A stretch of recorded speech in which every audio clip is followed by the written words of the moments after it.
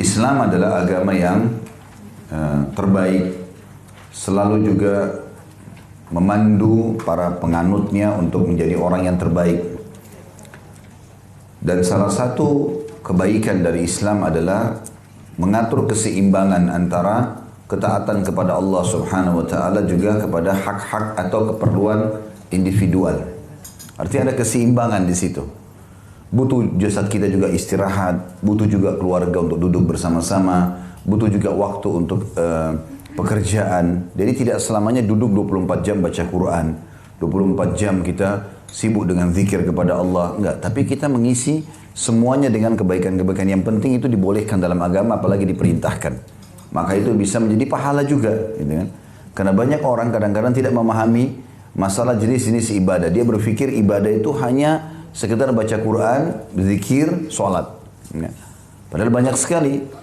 Seperti sabda Nabi SAW, sesungguhnya orang yang paling dicintai oleh Allah adalah orang yang paling bermanfaat bagi manusia yang lain.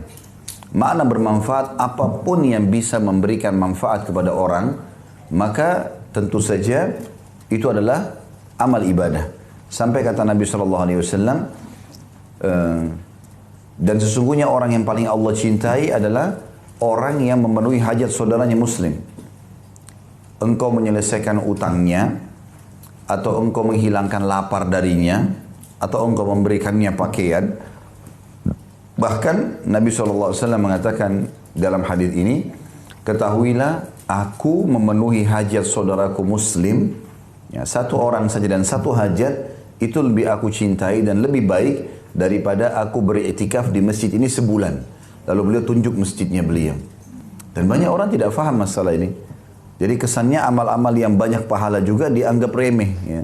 Dianggap itu malah tidak ada maknanya buat dia. Padahal sebenarnya maknanya besar sekali. Tapi bahasan ini, Bapak Ibu sekalian, bukan juga untuk kita menganggap remeh ya. Oh, bukan menyuruh kita menyimbangkan, sudahlah tahajudnya setahun sekali aja. Misal, sedekahnya setahun sekali, Quran kapan ada waktu, bukan juga begitu ya.